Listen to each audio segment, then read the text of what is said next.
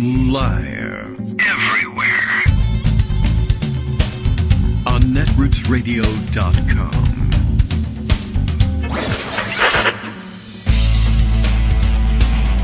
David Waldman. Kagro. In the morning. Now, here's David Waldman.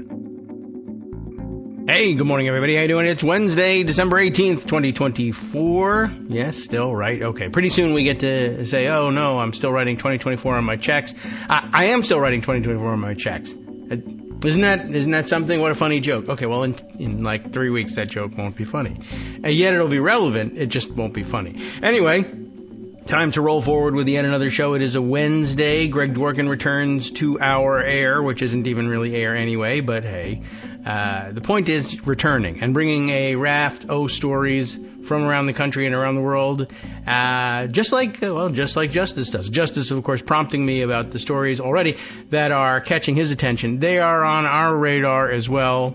I don't know how much time I want to spend on the article that everybody seems to be passing around. I guess an ABC News article, which the headline is meant to get you thinking, and you know, it's not off base, but the headline is meant to direct you to the pronouncement of some Democratic strategists and insiders in Congress who say, well, we need to show that we're willing to work with Republicans even under Trump, just to show that we're serious about governing and challenge them to be serious about governing too. And, so, of course, people are ready to say, hey, don't obey in advance, don't capitulate. All of this is true and good advice and probably advice that some of these Democrats are looking to distance themselves from, because they're always looking to distance themselves from, certainly from progressive advice. But I don't know. I wouldn't worry too much because Republicans, one, will never actually be ready to govern, and two, a good chunk of them, and you can only afford to lose like one of them at a time, but a good chunk of them literally will not vote for the same bill that a Democrat votes for. They just won't do it. They think bipartisanship shows they've crafted the bill wrong. So I don't know how much actual working together there's going to be, but it also means that these Democrats probably won't be spending their time pointing out how horrible and misguided the Republican ideas that they're bringing to the table are. And that might be what we want out of them for the next couple of years, and it looks like, at least from some of them, we won't get it, but it'll be strategically something, blah, blah, blah. All right, that we'll have to dive into it, because it's got everybody upset, and I don't know, a lot of things do. We got a lot of things to cover that make people upset. The second note here from Justice, I do want to note this in passing. I guess congratulations to Herschel Walker for getting a new job. It's a challenging job market out there. Ambassador to the Bahamas, which is, I would think that's pretty cushy, I guess. It's not a grand European capital, but it's also not the center of a lot of really probably super tense negotiations about the future of the entire planet. They've got their own problems in Bahamas, and they, of course, as residents of the planet, have an interest in the overall, say, health of the Earth. There's a lot of environmental discussions we'll probably want to have with them. But they haven't been invaded by Russia, is what I'm really getting around to. And no real chance anytime soon of any major land wars, nuclear exchanges, etc., over the integrity of their airspace and territorial claims. But I don't know. That one doesn't bother me a great deal.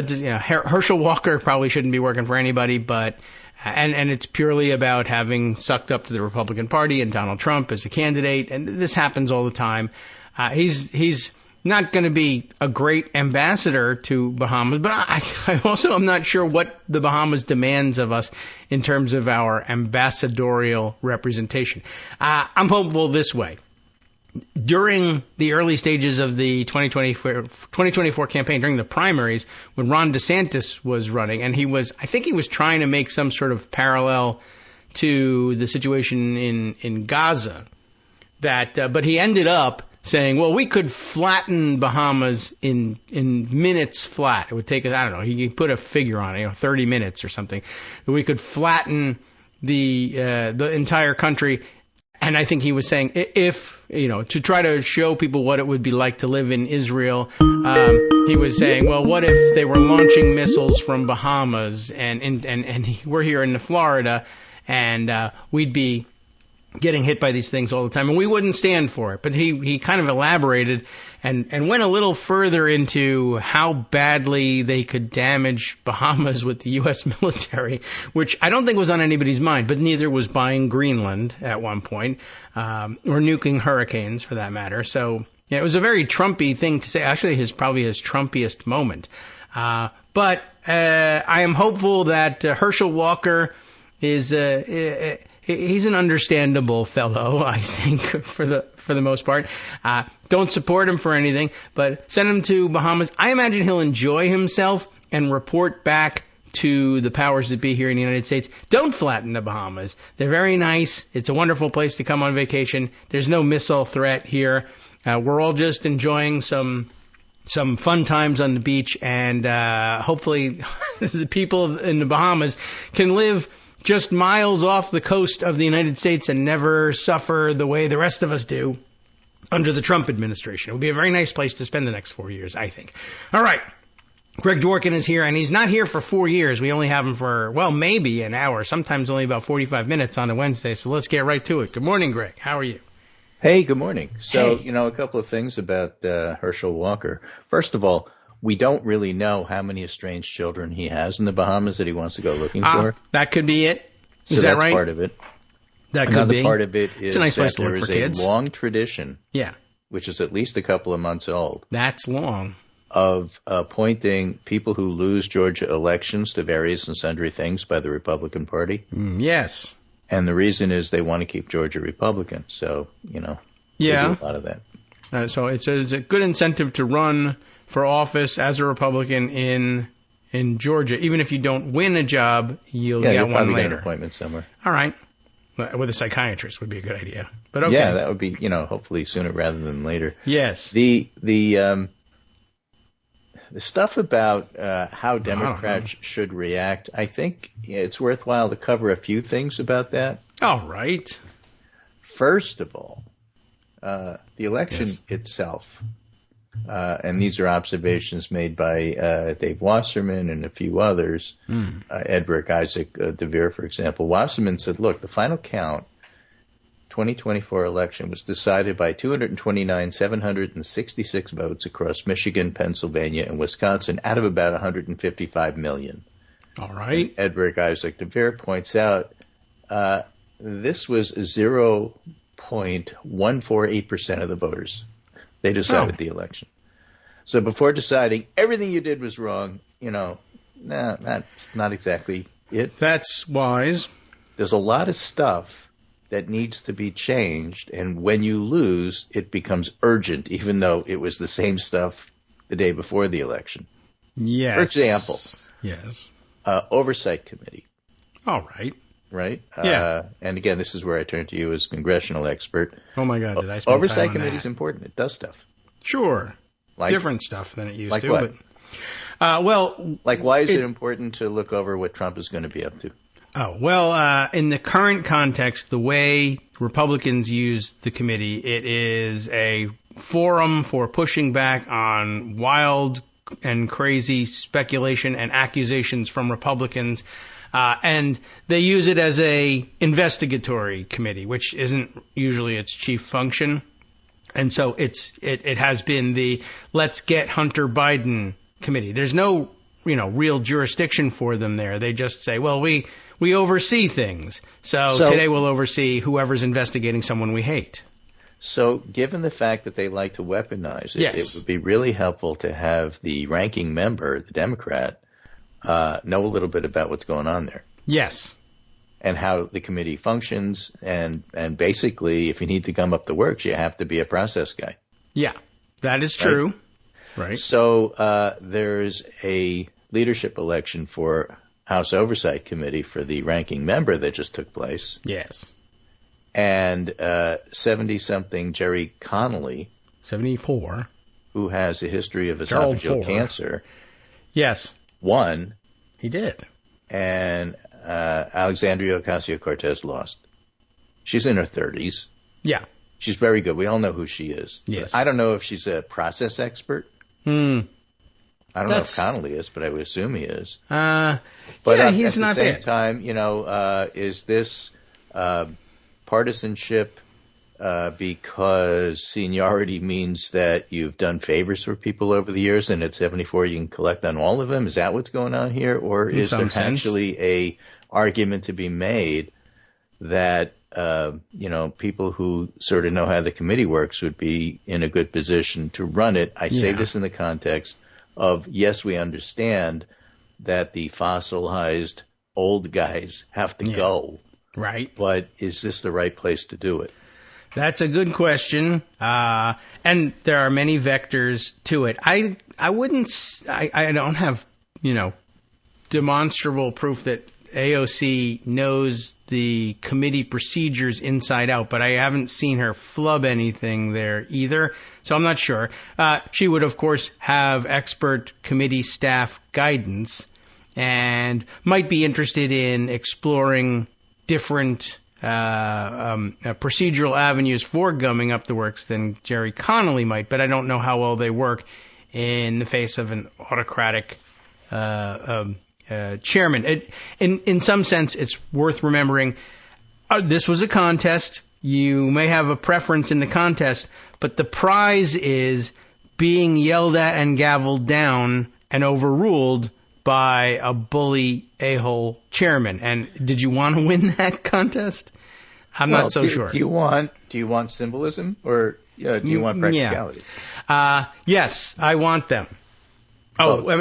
Yes, and right. Could you have both with AOC? I mean, I would have been okay with her winning, sure. But I sort of understand why Connolly won. Yeah, I think that's kind of the conclusion that I came to yesterday. Also, I mean, if you're a big AOC fan, don't lose sight of the fact that she's been there for all of 6 years and just about split the caucus, not quite down the middle, it's about 60-40, but to get 40% of the caucus on board to leapfrog a 6-year veteran over a 20-something year veteran for the ranking membership spot, just, on a straight-up contest, me versus that guy, that's pretty remarkable. She's made tremendous strides and is in position to, perhaps take that seat when it matters, when it's in Democratic hands, and it's the chairmanship of the committee. There is that too. Now that's just speculation, but the point is she's made a remarkable achievement. There's not very often that someone can mount a challenge from her space. Right. I mean, inside the caucus, she lost and be credible. The bid. Yeah. But that doesn't mean that she's a loser by any stretch of the imagination. I think she has set herself up nicely. And I think all the metrics that I usually use to kind of measure this thing, in the end, when we finally, parsed through them all, said, yeah, well, it looks like Connolly has the edge, actually, in all of this. But a lot of people measure that and then say, so I'm not going to challenge anybody. Not AOC. And as she said, this may be the moment where people say, forget the metrics, we need to do something different. I'm going to ask and see if the caucus agrees. She hasn't made any enemies with this. That's an important takeaway, too. I haven't seen anybody saying, she's I can't stand her, it's all been, look, I really just think the other guy is better, or it's not her time, or, well, I prefer seniority. But nobody has said, I dislike her personally. I mean, I guess you could read that in Nancy Pelosi's But at the same time, if you want to step but back and say, well, I don't understand why the Democrats just don't do radical things to change everything. Well, yes. Like get rid of the seniority system. system. I can help you with that. That's firstly not how it is going to work. There's still the concept that you've done favors for me over the years and I owe you. Yeah. But at the same time, definitely. When you lose the election by 0.1 something % of the vote, that's not an argument for you have to radically change everything. That's true. Because this just happened. That's a good reminder too, and a good way of tying those two things together, right? Well, that's why I brought it up. Well, no wonder. Good thinking. Yeah. So anyway, so you have this, and then let me put some other things in perspective in terms of how Congress works. Yes. And again, I'm sorry, but I'm going to have to turn to you as the expert on this because I only have a superficial understanding of a lot of how this works. This is great. I host this show, so this is working for me. Go ahead. Good. So the Associated Press has an article this morning. Oh, Congress unveils last-minute funding deal averts shutdown. oh yeah, yeah. They haven't yet because they haven't No. voted on it. But Right. what they did is their proposed funding deal essentially keeps the government running till March so that they can figure things out, which they never do. No. Okay? And so No/yes. Mike Johnson puts out this thing. It's a stopgap spending bill through March 14th, provides more than $100 billion in emergency aid for state and local communities to recover from Helene and Milton hurricanes and other natural disasters, prevents a partial shutdown begin after midnight Friday, kick final decisions on the budget till later, all of that stuff. And it turns out that by doing so, you get the conservatives, like the ultra-conservatives, the Chip Roys of the world, really, really upset because you haven't cut funding the way they wanted to. So Matt Glassman had this observation. Nicole Malliotakis, one of the nuttier Congress people, says, everything I'm hearing about the CR thus far leads me to believe I'll be voting no. Republicans are in the majority, and yet the Democrats seem to get more of their priorities than we do. Oh. Yeah. And Matt Glassman says, look, if you can't get a partisan House majority for a must-pass bill, the only way to pass it is to move to the left. If you're But on if you the move right, left, yeah. even more people in the partisan majority find reasons to vote no. Solve this problem. Rinse and repeat for 13 years. Yeah. Yes. They are bad at this. They keep doing this over and over again, and that's the way it is. I don't know. They don't have a great plan here. Well, but they don't really understand governments, and they don't want governance. They don't want to pass stuff. Yeah. They want to complain. They Well, want to that's say, one of the no, we problems have to make the government smaller. with No these matter how guys. small it is, we have to make it smaller. No matter how much we cut Right. taxes, we have to cut taxes more. And anything like a balanced budget that helps the economy and does everybody a little bit of good is no good in our book because it doesn't do the priorities we said we wanted. Even Well, though the that's true. priorities that we said we wanted actually would ruin the country, but that's not our problem. Our problem is getting our priorities passed. Peons. Yeah. Well, right. They're not very good at this. This is true. They've had a very narrow majority for a very long time. They don't really know what they want. We always use the analogy, the dog that catches the car. They've caught the car. They have the majority. They can do what they want. Now they've captured the Senate, and they still don't know what they want to do. And this plan, I don't know. I haven't seen the CR. I don't have to. I'll see it later. What I need to know is the politics around it for now. And well, one of the things that struck me actually was the idea of just kicking the can. I knew they would be doing that, but they chose March 14th, and I'd like to know what the thinking is about that one. Just because the thing that came to mind for me first is the 2 Florida seats that were vacated by Matt Gates and I don't know, what's Waltz's first name? Waltz, yeah. Another one. Whoops. So those 2 seats won't be filled by special elections until April for some reason. And I thought, why wouldn't you kick the can until April when you have more Republicans? And it might be because, oh yeah, crap. And they're not listening to the show, so it's okay. Or it could be, we don't know what we're doing, or I don't know, March 14th, was my birthday, or it takes us past Valentine's to me, Day. Mike Johnson isn't very good at what he does. But, Yeah. Then he again, might they not don't be have any counting alternatives, votes. and that's why when Politico March decides 14th. to highlight this not by what's in the CR and what it means, because, who cares? Yeah. Even people who follow it daily, Okay. your eyes glaze over, and who cares? Yes. The question is, what does this mean for Mike does this Johnson's leadership election? Because he has to be elected speaker. Yeah. And he's got a vote margin is- of 1. Yeah, that's normally not a problem, but yeah, when the vote margin is 1, when there's 200 Republicans, yeah, even when it's Democrats in the majority, there's often one person who says, I need to show independence, I'm going to vote for somebody else, and here they can't afford it. There's already a threat not to vote for Johnson somewhere by somebody who flipped out, a Republican who wigged out the other day. I put the story away. I don't remember who it is offhand, but she made a bid for the Ways and Means Committee and didn't get it. and then I think went wild and cursed everybody out and then said, screw it, I refuse to take any committees. And another thing, I'm not sure I'm going to vote for Mike Johnson for Speaker. Oh, Victoria Sparse. Yes. I said a crazy lunatic, and you knew. Because exactly. I was reading about her. I forgot the backstory. Thank you for that. Okay. But basically, I know she's schizophrenic, and every week she changes her mind about something. Yes. But this week, she's decided she's no longer a Republican, and she will not serve on any committees, but she'll... that was realistic. She'll be considered a Republican. You know, and you read her and say, what are you talking about? Oh, it's Victoria Sparse. It doesn't happen. Yeah, there's a lot of not making sense going on. People who are doing things but then saying it means something else. I was retired this morning, but I'm not retiring this afternoon. But I'm not running. Well, I am running, but I won't accept the nomination. Well, okay, if you elect me, I'll serve. Yeah. I mean, she declared herself somehow holding herself apart from the Republican conference, and to her credit, I guess she recognized, they're going to punish me by not giving me any committee assignments. All right, well, I don't want any. Okay, you can do that.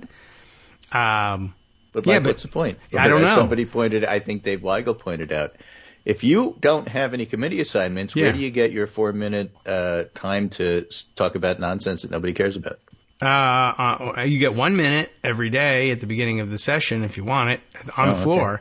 Okay. It doesn't do much. It certainly hurts your effectiveness. But you could, honestly, you can spend the whole time making trouble. At a time that other people have to waste in working on stupid things that nobody hears about in committee, you can go wild on social media. Yeah, like Marjorie Taylor Greene did.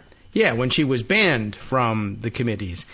So you can capitalize on it. I don't know whether, Spartz is the kind of person that can be that, attention magnet, but she's certainly trying. But, she's an example of you just did something that really annoyed me. Yeah. And then you turn around and say, well, what's the ultimate result? And the answer is, well, there isn't one. Yeah, right. For example, this Politico when you have a one-seat margin, that combination of the adding extra money for disasters in the CR and CR and adding economic aid for farmers. Well, they're in the Dell. You got to get them out of there. Who have been determined to cut funding. Some refuse to say on Tuesday if they will vote for Johnson as Speaker next year, or if Johnson will still be able to avoid a protracted fight for the gavel. And the answer is, they will. It's just stupid stuff. Usually that is the case. They have no alternative. They certainly don't want to go through the, who the hell are we going to put in this job thing again. They got a sucker who's willing to take the job. Keep them in there. But, when you have a one-seat margin, anybody who wants to be, the new, whether it's Joe Manchin or Joe Lieberman or whatever example you want to choose, they can do that. If they have friends, so much the better. They can actually do it. So usually the Freedom Caucus, has gotten a lot of attention and sometimes even gotten their way doing this. Other people are now realizing, maybe me and my pinochle group can do this too. Yeah. So Mike Johnson is learning the ways of Washington little by little. For example, he said to the conservatives who were complaining about this continuing resolution to prevent the government from shutting down, which everybody knows except conservatives that this is a must-pass bill, because if you don't pass it, it's going to hurt you politically. So Mike Johnson says, hey, you conservatives, listen, what you didn't want was an omnibus bill. For reasons which are completely unrelated to any reality, you guys claim that you hate omnibus bills. Right. So this isn't an omnibus bill. It's simply a CR that has everything we need added to it. Yeah. So therefore, you should vote for it. Yeah. Because it's not an omnibus. Why isn't it? Because we said it wasn't. Right. In a way, usually they mean, we're conglomerating, 5, 10, 13 different appropriations bills into one. Which we were supposed to do and never got around to doing. But here, I guess really the distinction they usually make when it comes to CRs is it a clean CR or is it a, whatever the opposite of clean CR is? This one. Yeah. And so it resembles an omnibus bill. Of a clean CR. All sorts of things hung on it. We used to call it a Christmas tree bill, and now it would be a good time to do that. You hang a bunch of ornaments on it on its way through. And how wonderful. Oh, Christmas tree. Oh, Christmas tree. How lovely are your branches for hanging $100 million worth of federal disaster relief, which I think there's still people in the hills of North Carolina saying, that's going to bring the black helicopters if we accept this money. Right. I don't know what's going to happen to it. Yes, that famous Christmas carol, "Oh Omnibus, Oh Omnibus." Yes, right. Okay, so that's where they have until Friday to actually do this thing. Friday midnight. So we'll see. It is barely enough time. They're going to have to suspend their self-imposed 72-hour rule. Like they're not going to have time to read the thing, which is what they're always saying. The Democrats, they're always passing things, not letting us read it. But that's the question on the table, I guess. For the practicality of passing it, how many Democratic votes is it going to take to do? Whatever it is, Hakeem Jeffries will deliver it. If they need 3, he'll give you 4. Yeah, I mean, if they need 7, he'll give you 8. And knowing that, you have to be very careful because there's people on the other side that say, all right, well, given that they're going to do it, is there anything we can sneak past them that they would absolutely, positively oppose if they knew it was in there? But that's Matt Glassman's point. Yeah. The only way to pass this is to move it slightly to the left, and that's what gets the Republicans all upset, and that has not changed in 13 years because the dynamics and the vote count is still the same. Right. Their hope is, some of the Republicans, they hope to put a poison pill in that will bother Democrats. But yeah, then they won't deliver their votes, and the bill gets pulled, and the poison pill comes out, and the Freedom Caucus eats itself. Right. That's what they. Yeah, he's right. Okay. Every time. Well, that's what happens when you make the Simpsons lawyer your Speaker of the House.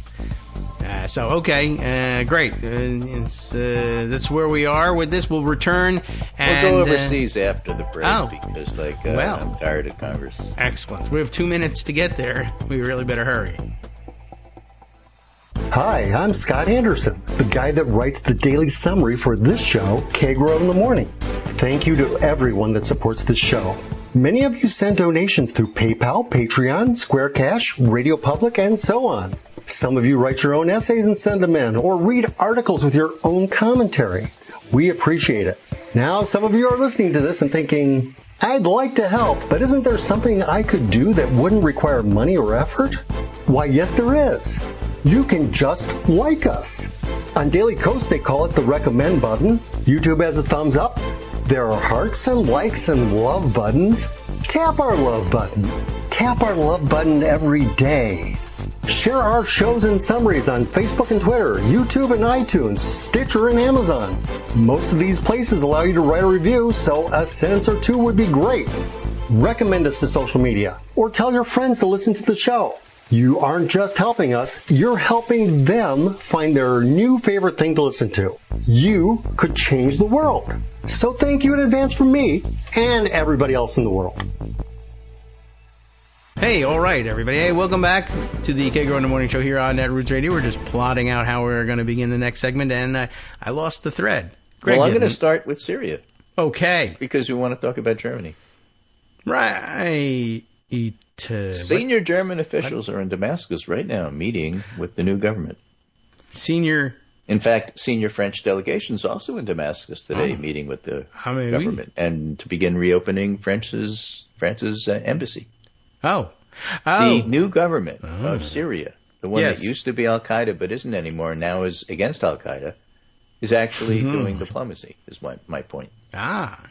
Well, sure. You could get invited to Camp David in the next administration. And by the way, every day we learn a little bit more about those horrible prisons. Oh. And there was a mass grave of 100,000 people that was discovered. 100,000? How do they even know? I mean, talk about Nazi Germany. I mean, Syria was just awful. The government of Syria under Assad was just like as bad as we haven't even learned how bad it is yet. Yes. I'm sure both Assads contributed to that, familial autocratic dynasty. Really worse under this particular Assad. Did it? Yeah, I guess so. I mean, I don't think his father was any shining star in that sense. No. But wow, okay, it's hard to top him. But really. It's bad. Anyway, since it mentioned that Germany was there, I thought we'd take a look at what's going on in Germany because there's a lot of information, but not clarity. which is really what's going on in Germany. So we have to start with a reminder to myself and to everybody else, a guide to Germany's political parties. All right. By one of the very reliable German news sources. A look at Germany's political parties and who they are, and it's just a reminder, okay? First of all, let's just mention in passing the combination of the Christian Democratic Union, or CDU, and Christian Social Union, CSU, in various provinces. One is predominant over the other, but it's basically a similar party coalition. Their colors are black and blue. Oh boy. All right. They are the party of Angela Merkel and a whole bunch of other people from the past that Konrad Adenauer, Helmut Kohl, these are all CDU people. That party's out of power. It just did so badly. It's out. Okay. And the current coalition replaced it. Yeah. And it's a traffic light coalition because of the colors of the three different parties that make up the German government, at least at the moment. The first is called the Social Democratic Party, or SPD. Its color is red. Okay. Stop. And I think that's where Olaf Scholz is from. All right. That particular party. Willy Brandt in the past was a post-war chairman from that party. Yellow, and for the purposes, one of the smaller, but for the purposes of this discussion is important, the Free Democratic Party, or FDP, they're yellow. Their chairperson is Christian Lindner, who was the finance director but was fired by Scholz because Lindner made it so that he'd be fired. He's basically a neoliberal pro-free market party. The FDP is the party of dentists, lawyers, used car salesmen. It's not a working class party. It's not a billionaire party. Bourgeois party. It's the Ohio Republican Party, basically. Oh. And they really want lower taxes and absolutely cannot stand the idea. They abhor it. They hate it. The idea of costing a little bit more money to do anything that helps the environment, because they just don't understand it. Like, why would you want to even waste any kind of money doing anything for the environment? It's going to cost us, and we're not for it. Which is important because the green part of the traffic light coalition is all about that. Fixing almost exclusively. Once was the case. They're more than that, but that's how they started. And so, it's a really, really difficult coalition. And so the FDU got itself fired. Let's work. And they basically decided that they're going to pull out of the government. The Greens did. The mechanism for doing this turns out to be a no confidence vote in Scholz, which everybody knew was coming because the FDU wants out of this coalition. Okay. So they did the vote. It was passed. Now they have to have a new election. It's basically a mechanism for having a new election rather than the same sort of collapse that happened in France. It's not quite the same thing. Okay, different kind of collapse. A different kind of collapse, but it happened nonetheless. All right. So this piece covers that a little bit, but that's who the players are. So this one is called Collapse by the Numbers. Financial issues have brought down Germany's ruling coalition, leading to early elections. What does this mean for the country and its aid to Ukraine? Well, that's important.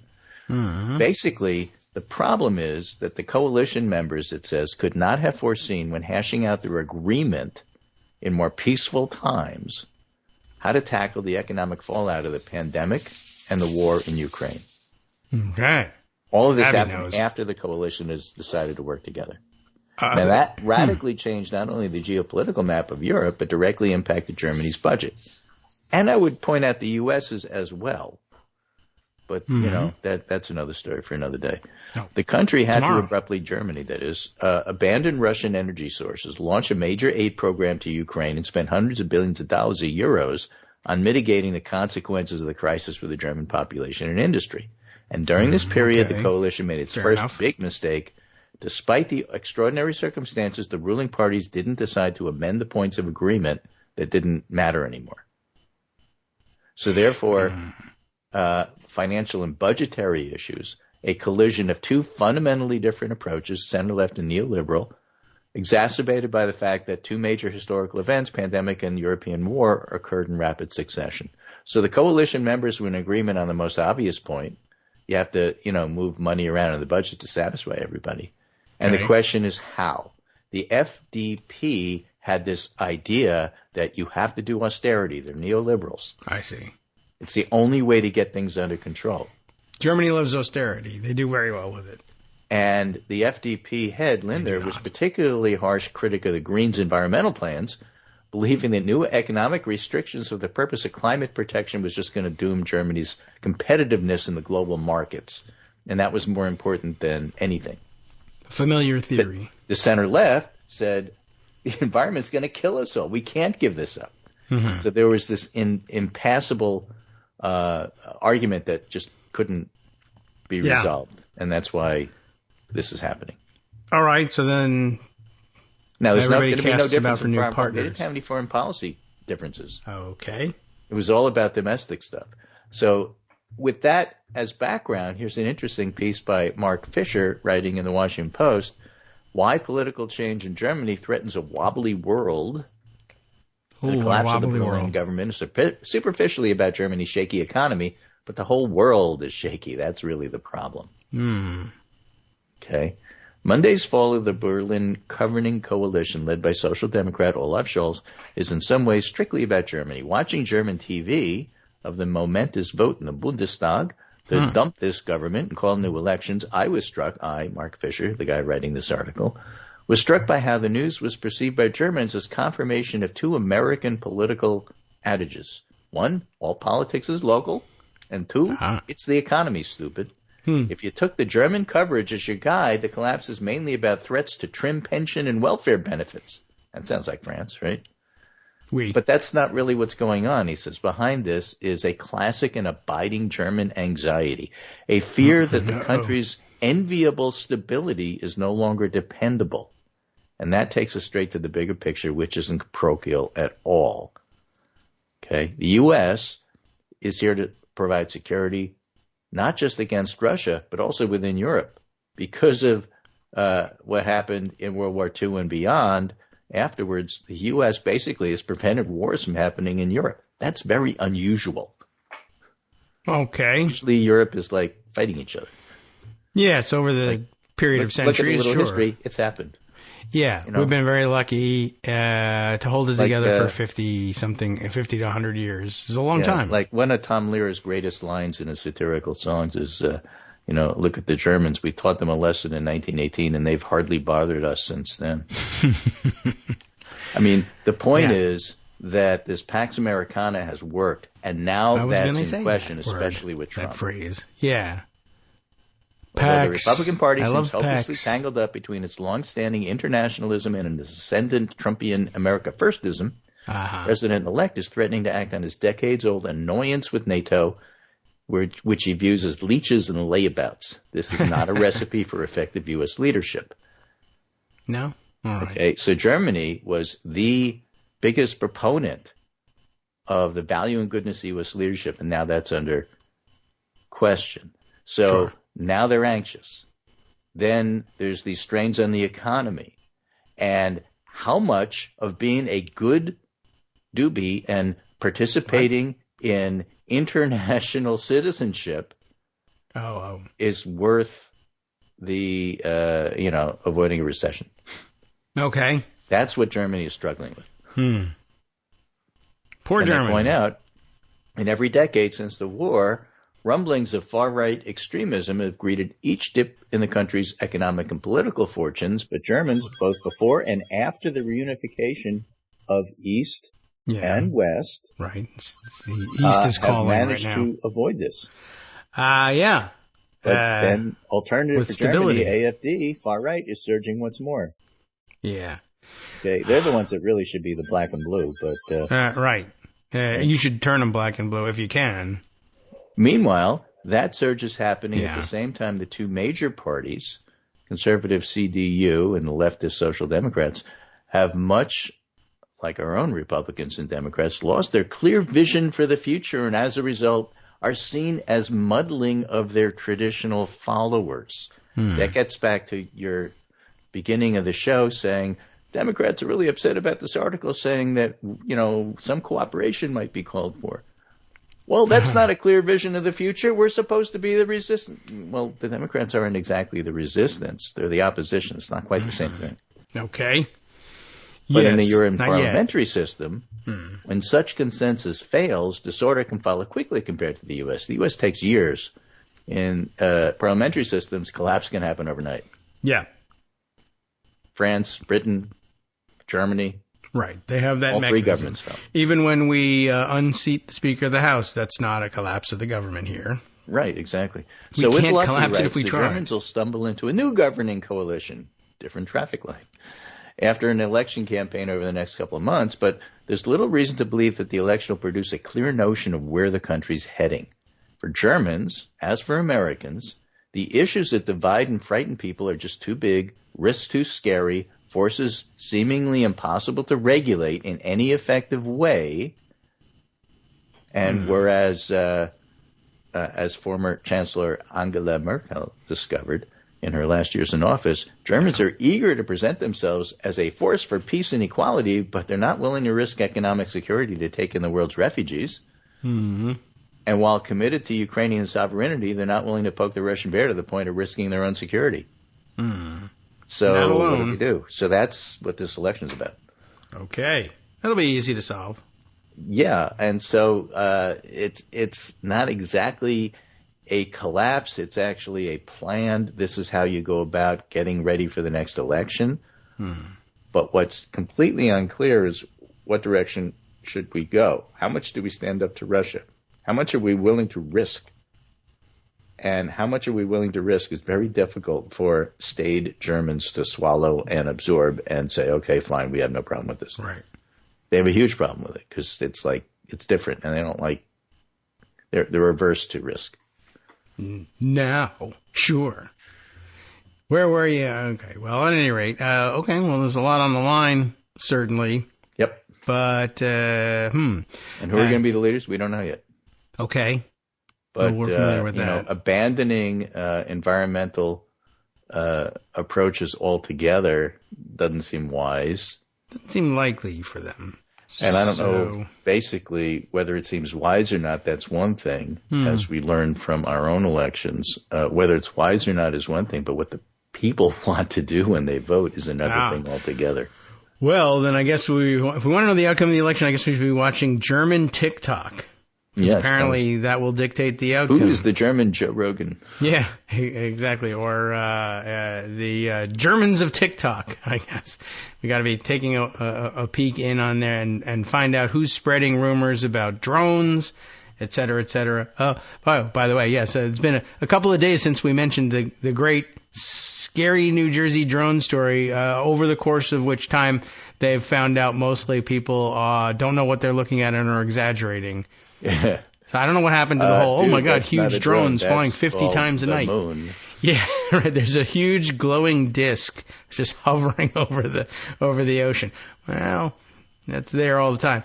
I mean, it's been a little weird and crazy, but the first day we read the story, it made it sound, I guess they were taking more selective quotes where people were saying that these incredible things were happening. And now, since then, it's turned out that everybody wants to talk to the news and everybody thinks stars are drones, airplanes are drones. So the story is beginning to fall apart a little bit.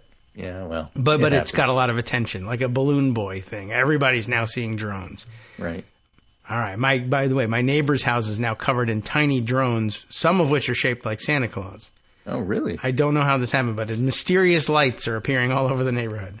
I know how that happened in my neighborhood. Somebody moved up here from Yonkers, and they brought all their Christmas lights with them. You're not from around here. And now all of a here. sudden, the house on the corner, which was never like this before, scaring birds is away. lit up to the point where I think they have to put in a substation just next to the house to power everything. Yeah, well, those houses are entertaining. Traditional New England, like there's one candle in every window. Yeah, right. Which works really well in most of the housing stock. Marks where the house is. You have a colonial, that's just like beautiful. Sure. But no, this one is covered with Santa's on the roof and Terrific. Giant snowmen and stuff like that. I have always been interested in that. It's not for me to say. I'm just saying. It's the sort of thing you like to know is in a neighborhood elsewhere nearby, and you can visit and then leave. Yeah, but when it's across the street, you can't leave. Oh, well, it's affecting my sleep patterns, sir. You really have to turn the electricity off at this point. Okay. Well, that is happening, and they're not drones and they're Christmas lights, and what can I tell you? I'm also amazed at the number of people. Oh, we ought to have the right to shoot them down. Yeah. Oh my goodness. Boy, yeah, expanding. Wait a minute, those are Christmas. No, we have the right to shoot them down. Yeah, just take a shot at it. You never know what's going to be behind it. This is really interesting. One of the prime, supposedly the prime directive safety laws of responsible gun ownership. And remember, they're all responsible law-abiding gun owners till they're not. And one of the things that you're supposed to know all the time, every time, is don't shoot if you don't know what you're shooting at. Well, I do know it's a drone or possibly an alien spaceship. Nancy Mace is now on board with this being an alien visitation, by the way. And but Murdery Trader Green says, I have the right to shoot him down. She's already she tweeted something about, if they try to make us stay inside and put us in lockdown to stay safe from the drones, I'm not doing it. I don't think anybody has even suggested that, even when they thought they were alien ships. What are you going to do? I guess we'll just have to go out and get abducted. No one's saying stay home, but, she's trying to jump on an old bandwagon, I guess, that was successful for her the first time. But, yeah, you can't shoot at them, one, because they're stars. They're very far away. You're never going to reach them, even with an AR-15.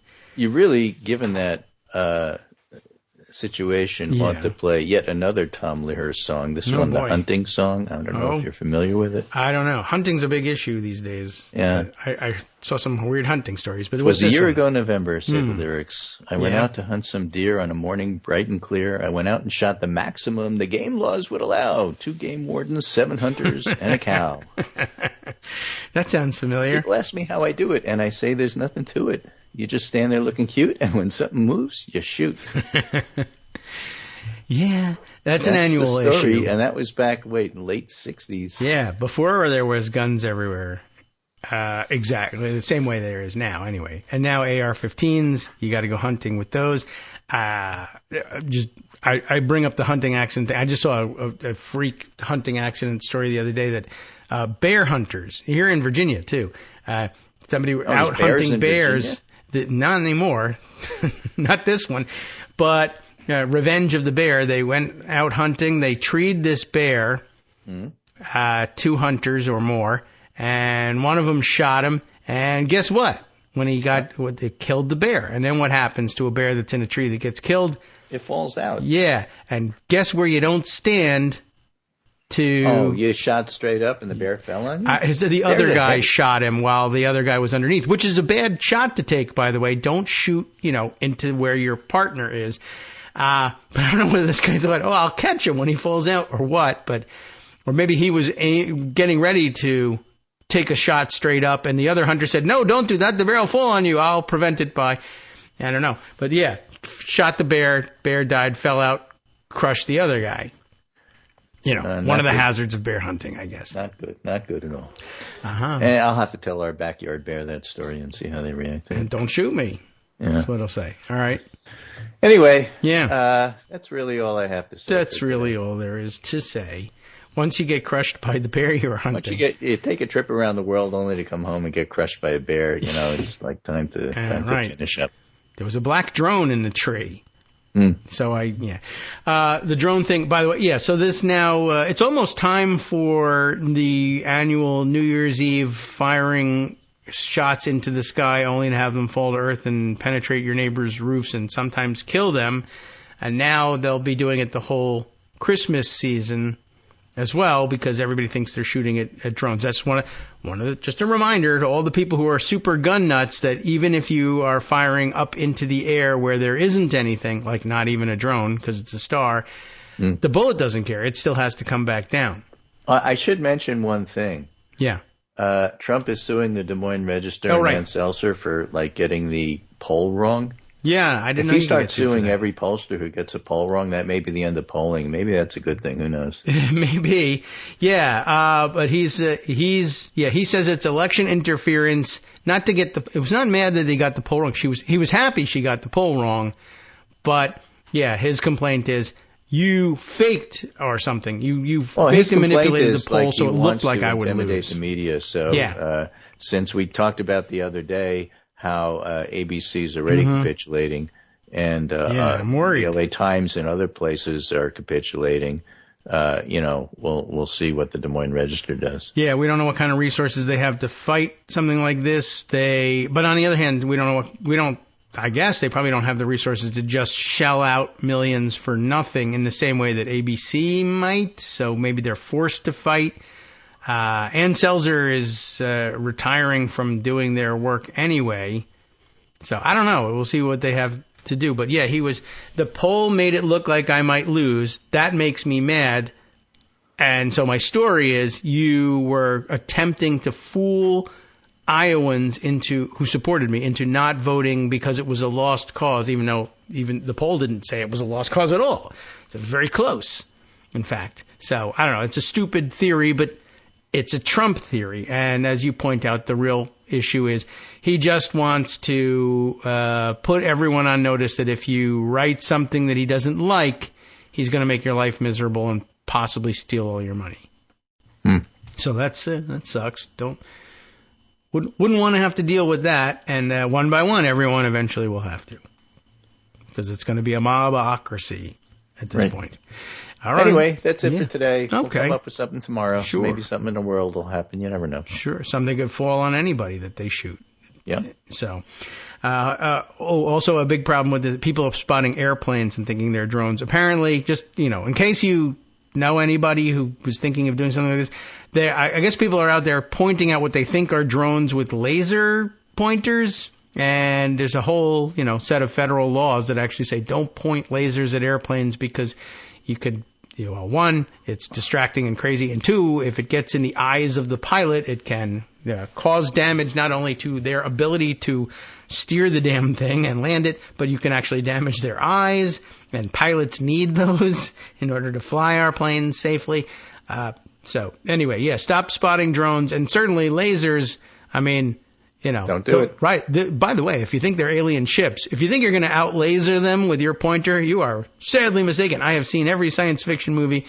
They're going to laser you to death, and And if they are aliens, why would you want to let them know exactly where you are? Yeah, that's a bad way to hide from the aliens. Next thing you know, a bear's going to fall on you. Right. Could be anything. As it's the season for things falling apart. Houses. On the TV, I just saw a documentary the other day. One of the witches that was hunting. And some other people. Yeah, hunting for drones, and boom, house fell on her. right on the Wicked Witch. Unbelievable. That'll teach you. Yeah.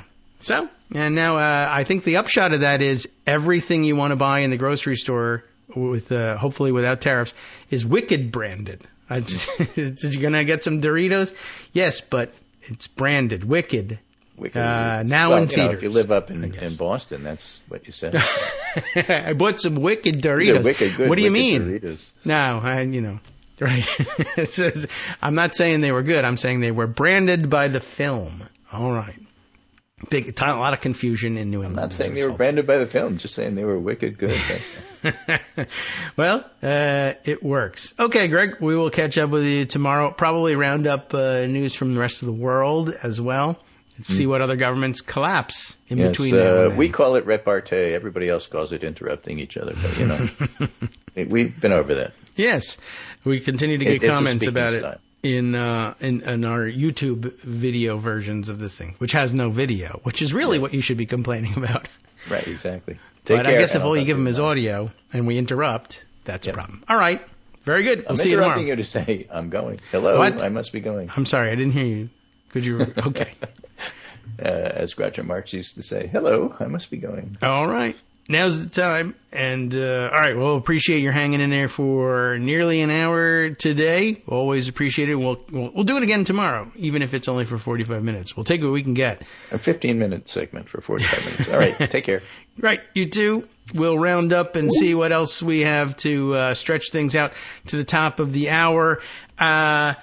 Yeah, I'm going to have to lay some groundwork for some of these things. But I think when we come back, perhaps we can take a quick tour around the situation in Congress. I put away, I guess we got a little longer because it's only the 1 minute break up at the top. But yeah, I had put away something from Aaron Fritchner yesterday, a House guy, as he describes himself, another one of the procedural folks that we sometimes share stories with. And he was tweeting about, Blue Sky posting about, I guess, tweeting going on elsewhere. Brian Metzger, it looks like he grabbed a screenshot of him, notifying us that Victoria Spartz, let's see, what she was up to at the time, tells reporters that House Speaker Mike Johnson is a wonderful and brilliant legislator. Those are two quotes. But that she hasn't decided whether she'll vote for him to be Speaker again next month. Which is, at this point, probably just a way of trying to extract some kind of concession. But if she's separated herself from the Republican conference, I don't know how much she's really likely to get out of it. Aaron Fritchner saying that, maybe this was it is a screenshot that he took, but he is on Blue Sky, Brian Metzger. But per Brian Metzger, Victoria Spartz, known to some of us as the Queen of Chaos, in case you thought Donald Trump was the King of Chaos, and he kind of is. The Queen of Chaos, they're not actually married to one another, the King and Queen of Chaos. The Queen of Chaos just suggested that she might not vote for Mike Johnson for Speaker in January. The vote is in 2 weeks. I guess if I were trying to crown a Queen of Chaos, I guess at this point I'd probably look at Nancy Mace. She's really all over the map, to the point really where, you're not supposed to diagnose people. I'm not qualified to diagnose people, but I'm not worried per se, because it doesn't matter to me, but I'm a little concerned for the country that she may be on the verge of mental illness. She's also all over the place.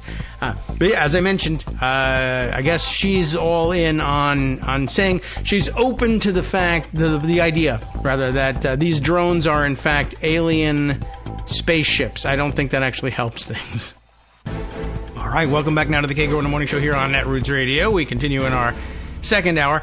I tried to squeeze in just a little mention of Victoria Spartz because I know she's mentioned in this larger article that I now have some more time to read from Talking Points Memo. Nicole LaFond at Talking Points Memo, who's ringing the doorbell and apparently here to join us on the show. Should open the door and find out what interesting neighborhood figure, who are the people in my neighborhood, and why do they want to be on the show so badly? Nicole LaFond writing for Talking Points Memo, House Republican leadership's nerve-wracking Tuesday. That was yesterday. I don't know if there's anything special about it being a Tuesday, but I guess every day is going to be nerve-wracking for the Republican leadership from now on, even though they have retained the majority and will have a majority to work with in the Senate. It doesn't make it any less nerve-wracking when you only have a one-seat majority. So let's see. Nicole begins by saying that she wrote last week about the historically tiny majority that House Republicans will hold as they attempt to enact the worst pillars of Donald Trump's agenda at the start of the 119th Congress. She has a link to where you can read the details, but the short version, I love it, is this. Due to vacancies that Trump himself created by appointing members of the House Republican Conference to key administration positions, plus the whole Matt Gaetz saga, Republicans will start the year unable to lose one single vote of their conference. That is to say, the vote of one member, if they lose a vote on a bill, they will be finished. They're going to lose a lot of votes on a lot of bills, but they can only lose one Republican vote and still be able to, I guess at the beginning of the year, they won't even be able to lose that one vote. They have to hold every single Republican together in order to pass legislation if, of course, all the Democrats are present and vote together and vote in the opposite direction. If there are no aisle crossers and Republicans want to pass legislation that Democrats as a party are unified in opposing, then they need to produce every member that they've got every time. That's basically what she's saying. You know that. You get the idea. That means any whisper of rebellion is notable, with the caveat that far-right members of the House Freedom Caucus specifically have demonstrated a short attention span over the last 2 years. Such rebellions can always be temporary, and they may also swiftly throw in the towel on any anarchy or hijinks that they pursue if it gets them crosswise with Trump himself and Trump takes notice. But just this week, there appeared to be a few new cracks in the party's cartoonishly, historically ununified front. The first is the wild card we just mentioned, Victoria Spartz, who at least technically was elected as a Republican out of Indiana, who announced Monday that she will remain a Republican in theory, but that she is planning to boycott all House Republican Conference meetings for the foreseeable future. And she also said she would opt out of serving on committees in the new Congress, which is a preemptive opting out. Like, I opt out of being punished for distancing myself from the Republican conference such that I will hold myself out as an independent. Okay, well, if you're an independent, then there's no party interested in naming you to any seats on any committees, probably, unless you agree to caucus with them. And since you're saying you're not going to, you won't be getting any committee seats. Oh, yeah, well, I volunteer not to get those committee seats. All right.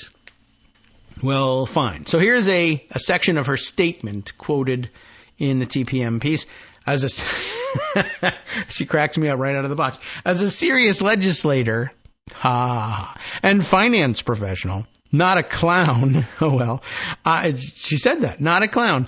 I am not going to continue being involved in circuses because I'm not a clown, I guess. I would rather spend my energy helping President Trump, his appointees, and DOJ, the fake department, or what they want to call a department, you know who. Anyway, but this is interesting. So she's going to hold herself out separate because she wants to help Trump and DOJ. But I'm not an idiot and I'm not a clown, so I'm not going to, okay. I mean, no, it doesn't make any sense. It doesn't. Right from the start. But she's a serious legislator. As a serious legislator, blah, blah, blah, not a clown. I'd rather spend my energy helping Trump, his appointees, and DOJ to deliver on their promises through reconciliation. And I don't know whether she means just generally speaking reconciling things, or does she mean through work on a reconciliation bill? It doesn't quite make it clear. Anyway, I will be working hard doing real work for the people I represent, not presentations in committees for the lobbyists, spectacles, and posts on Facebook and X to raise money. The swamp will be back in business in 4 years, if not drained through the law. Congress cannot fail President Trump and the American people again. So again, this is a little bit weird and difficult to understand. I'm not going to work with Republicans who, as a conference, are thoroughly Trumpified and loyal personally to Donald Trump. I'm not going to help them because I want to be loyal to Donald Trump. But from an independent perspective, I don't really know what this is supposed to mean. This reminds me a little bit of the Brexit story we mentioned the other day, where former Brexiteer voters, Brexit approving conservative voters in Britain, were now saying, we don't want to rejoin the EU. We just are willing to say that we'd be open to the free movement of goods and people, the obligations of EU membership, in exchange for the benefits of EU membership, i.e. access to the common market. So we're willing to accept the responsibilities of membership in exchange for the benefits of membership, but we are refusing to admit that we were wrong to leave membership. I see. So Victoria Spartz, I am not going to be a Republican. I'm not going to participate in this stuff, which is too geared to towards implementing Trump's agenda come hell or high water, because I want to implement Trump's agenda come hell or high water. All right. Spartz is a known oddity in Congress, the piece continues, and the move doesn't really make a ton of sense. None of it does. But in particular, while Republican leadership was reportedly made aware of her intentions, many were confused by the decision. According to Politico, some Republicans suspect she made the choice after getting boxed out of a post on the House Ways and Means Committee.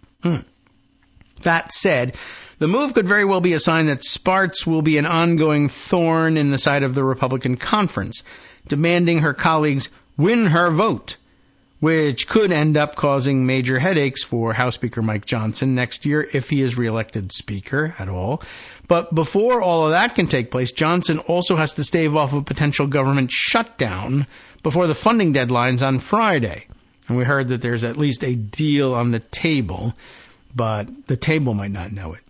Anyway, every faction of his conference, Johnson's, is upset with him for how he's handling it.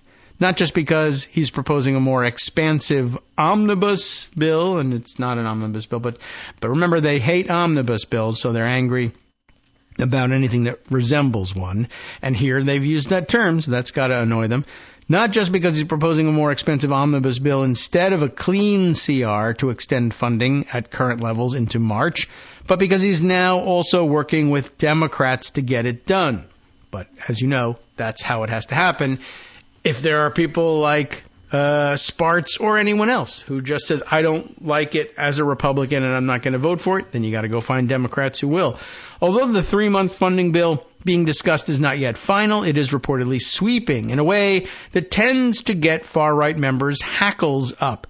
It would extend government funding at current levels until March 14th. That would be a clean CR. But it also sends about $100 billion in hurricane relief to parts of the Southeast. It would provide about $10 billion in economic assistance to farmers, extend certain health programs, and reauthorize funds for U.S. workforce programs, among many other things. House Republicans are upset because of the size of the package and that it includes provisions that Democrats have been pushing. They just hate that.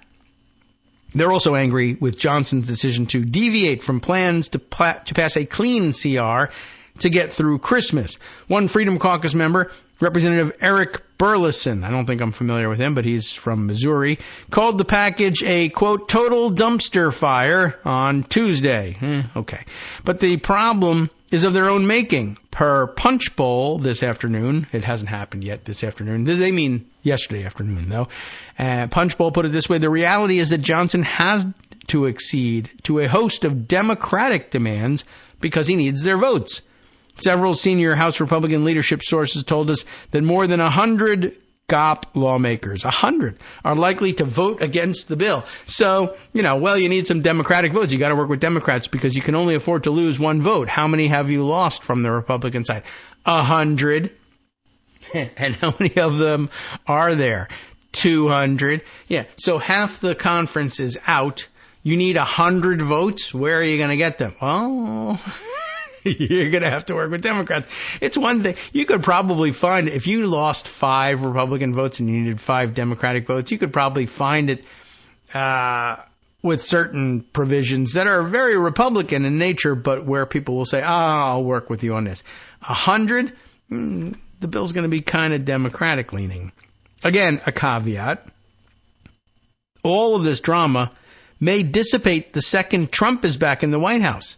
Instead of working with Democrats to actually govern in the last 2 years, the majority of the Republican caucus has chosen to traffic in dysfunction while lambasting leadership for reaching across the aisle to avert multiple shutdowns. Working with Democrats will no longer be a necessity come January. It actually will, but it will become one. It will become one if one or more House Republicans decides to exercise an independent streak. That's true. I don't really know why you begin saying working with Democrats will no longer be a necessity come January. Yes, there'll be a Republican majority in the Senate, but that doesn't change the fact that you're one vote away from not having a Republican majority in the House. So it will still be necessary. Unless, there's one interpretation in which this might be right. You don't have to work with Democrats if with Trump in the White House, they're just going to insist, well, we don't need Congress at all. It doesn't matter who's in Congress or how many Democrats and how many Republicans. I'm just going to do things by executive order and claim that that works. and let people sue to try to stop me. Maybe there's that, but I didn't get the sense that that's what Nicole LaFond was suggesting, but I'm sure that's on her mind. I'm sure she's heard that possibility before. Okay, so anyway, that's what's going on with the weirdos looking to hold themselves apart from mainstream Republicans and, at the same time doing this with the same goal in mind as mainstream Republicans. They're all knuckling under to Trump. They just, I don't know, have ideas about how they can get in the newspaper about it. Well, golly, there's a lot going on. There's something specific that I put aside from the Hill that we'll get into some more of the details about what's going on with the CR. Let's see if we can get any clarity about the details from Aris Foley's report. Congress strikes deal to avert government shutdown. They haven't yet. I mean, they say they have a deal, but they haven't sealed it with votes yet. Congressional leaders, they say, I would add, have struck a bipartisan deal to keep the government funded beyond a looming December 20th shutdown deadline. That's Friday. Legislation rolled out by leadership on Tuesday, yesterday. Yesterday we said we haven't seen it yet, but eventually, after the show, they decided to show everybody, would kick the Friday funding deadline to March 14th to buy more time for the next Congress and incoming president to hash out how the government should be funded for much of the next year.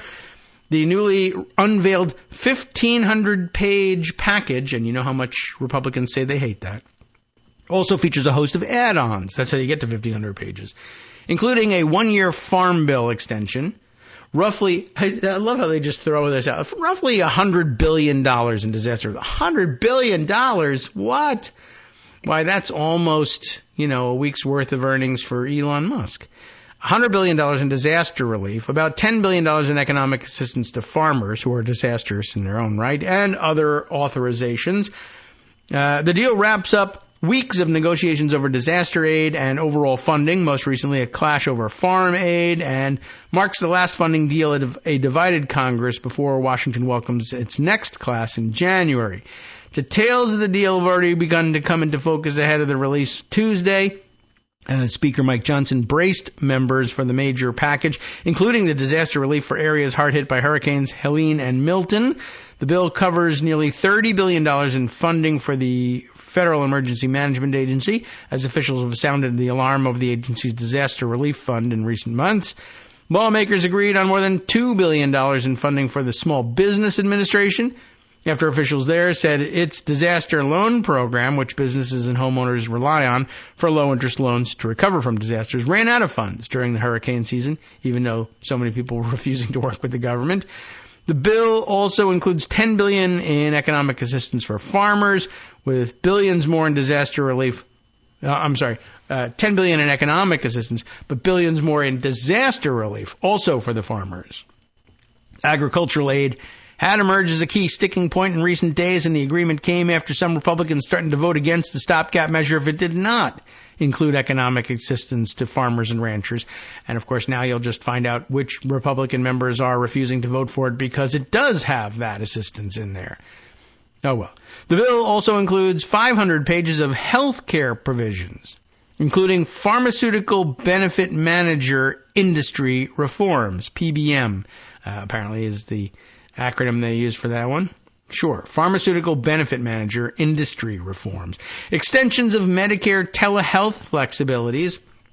That was actually a big deal that I noticed came to the fore a couple of days ago. We didn't discuss it, but I guess the COVID era, one of the few, good things, I guess, to come out of the COVID era was the expansion of telemedicine access for all sorts of people, but including Medicare telehealth flexibilities, and that was set to expire. And a lot of people who are finding it helpful and convenient to continue to consult with their doctors even outside of the pandemic context, even though lots of people think we still need to be in that context. But at any rate, it's still very helpful to be able to consult with your doctor from home or from anywhere around the country for whatever reason. And that was set to expire for Medicare patients, but looks like they'll extend that. Also, reauthorization of legislation to prevent pandemics, because I'm for that. I hate pandemics. I'd love to prevent them. It's very remarkable to get Republicans on board for that. But as we found out, 100 of them are pro-pandemic, I guess, and don't want to vote for it. And then also address the opioid crisis, because apparently no one wants to do that. Payments to community health centers, and also a rollback of physician payment cuts. And the physicians must be happy about that. And it contains a one-year extension of the 2018 Farm Bill, as well as an extension of the National Flood Insurance Program's authorization, because I understand they had some flooding in some places. Overall, House GOP leadership said the designated emergency and disaster funding tacked onto the continuing resolution clocks in at about $110 billion, with no offsets included. But I guess who doesn't care about offsets all of a sudden? I'm always happy to look at any offsets we have and that we can pass. And so far we haven't been able to get something to get the votes for them. House Appropriations Chair Tom Cole told The Hill on Tuesday when asked about past discussions around offsets. Well, we should have offsets. Can you agree on them? No. So are you going to not have them? Yes. Oh. All right. Still, the lack of offsets is sure to upset conservatives who have called for any additional funding to be offset with savings elsewhere. Senate Agriculture Chair Debbie Stabenow, currently, took aim as well at Republicans for not repurposing dollars from the Conservation and Rural Energy funding from the Inflation Reduction Act into the Farm Bill, as she said Democrats had proposed, right? They were opposed to that spending in the Inflation Reduction Act. The money got put in anyway. They didn't use it. Well, okay, how about recouping it and using it to pay for some of this disaster relief, since you said you want offsets? Oh, an actual solution? We don't want to be a part of that. No. Moving those resources would have made a permanent and lasting investment in popular conservation and energy programs, while adding nearly $20 billion to the Farm Bill baseline and creating an additional $10 billion offset, she said in a statement. This could have been used to increase economic assistance, as Democrats proposed, or it could have been invested in other Farm Bill needs. This idea had bipartisan support among the committee leaders and could have greatly helped Congress write a new Farm Bill next year, which is why they said no to it. House Agriculture Chair Glenn Thompson of Pennsylvania, Republican, told The Hill earlier Tuesday that he would have backed the potential pay for and was unsure why it didn't make the cut. I don't understand the resistance to it or who resisted it. But obviously I'm supportive of it, he said, adding, it'll be a good pay for us to use in the future. Johnson said the goal, and maybe that was it, if we use it now, Democrats could get partial credit. If we use it later, we can claim total credit for it, except if we try to use it later, it probably won't work, because we're very bad at this. Johnson said the goal was for a very simple, very clean stopgap funding plan to get us into next year when we have a unified government. But he added that acts of God, such as hurricanes, required disaster aid and other additions to the package. So, yeah, it's, nonsense from Johnson. I'm glad we have this very clean, very simple CR. We're not going to add anything to it. We're just going to continuing funding levels, except we're also going to add $110 billion worth of additional spending. But other than that, it's super clean. Yeah, he's just, gaslighting. But it's what he has to do. The add-ons to the bill, along with the delayed rollout, frustrated Republicans from all corners of the conference Tuesday as they waited for the text of the measure. Representative Murdery Trader Green complained, "Yargle bargle." She had some other words for it, apparently, but complained that it was akin to a year-end omnibus, which conservatives abhor. Actually, quite right about that. But wrong to abhor them. And Representative Eric Burleson, we mentioned him in the other one, said it was a total dumpster fire. The appetite to risk shutting down the government is not there. This is the playbook that they've used for a long time. Pretty successful, said Representative Ralph Norman, Republican of South Carolina, a member of the House Freedom Caucus.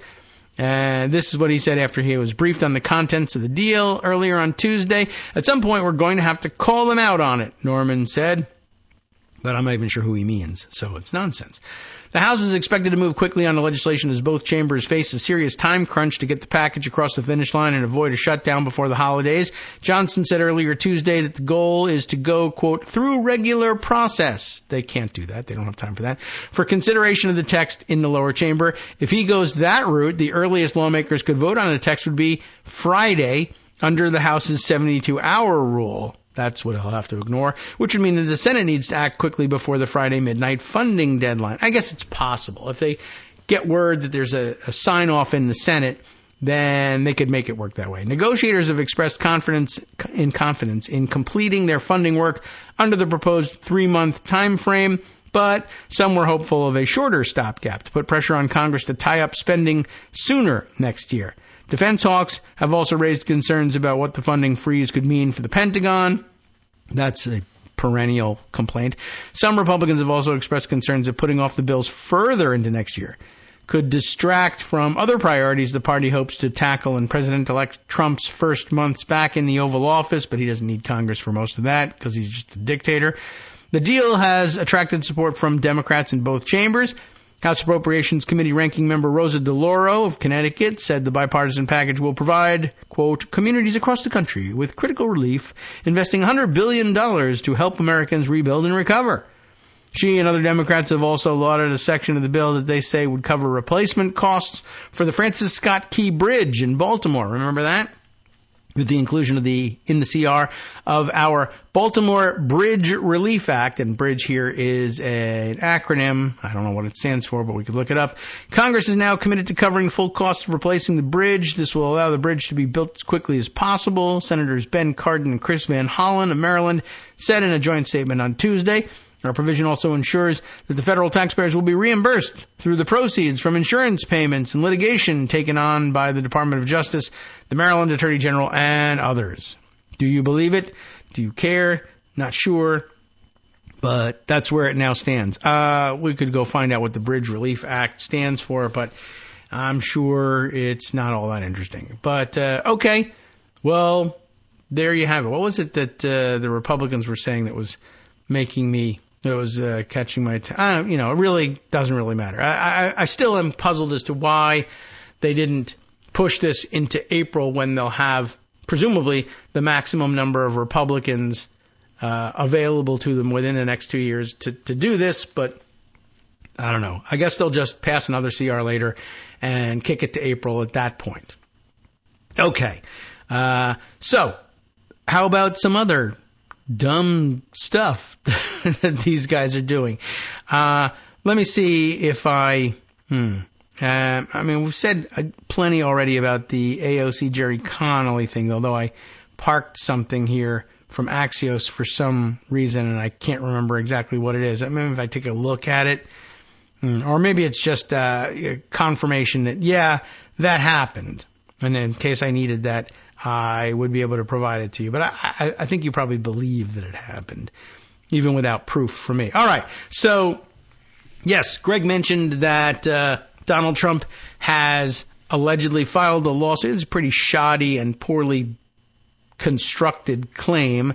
Politico covered the story, and then there's an analytical look at it from Philip Bump, which I think might be worth covering. There's the factual basis, or the factual reporting of it from Politico, just to lay the groundwork. Trump sues Iowa pollster over survey that showed Harris ahead. I think you know the backstory already.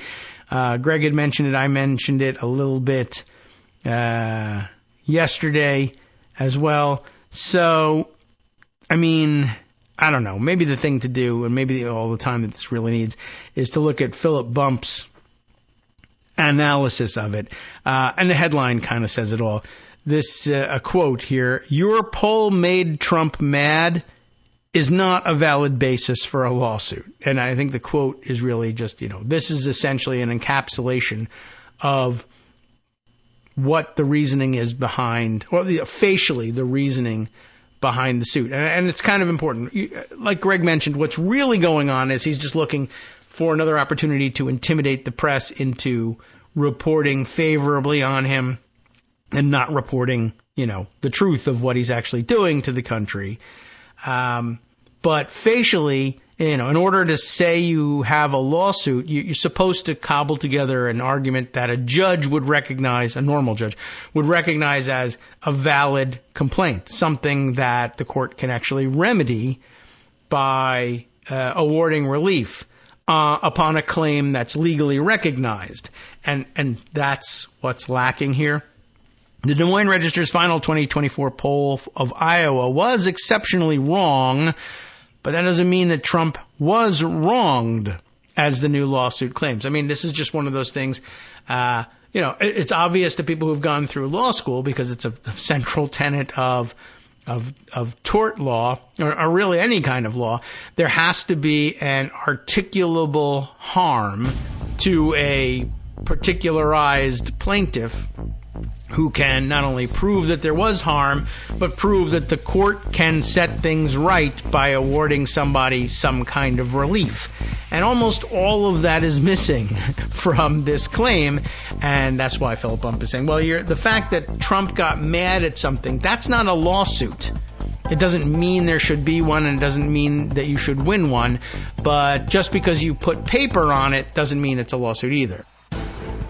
Hi everybody, it's me, David Waldman. Yes, the same guy who interrupts you all the time. Interrupting you one more time just to tell you again, another reminder that your contributions are what keep this show on the air, and Patreon.com, Patreon.com, is still among the easiest ways to make the sustaining subscription donations that keep us afloat. Are you ready for the pep talk about how our Patreon campaign is still going strong and growing? Well, too bad. Yeah, the plain fact is we actually are headed in the wrong direction, and whereas we once had about 175 monthly patrons, we're now actually down below 150. Time to recruit some more. Not exactly the kind of news I wanted to share, but there it is. For those of you in a position to support the show, Patreon.com does make it easy to make those secure, recurring monthly contributions to do so.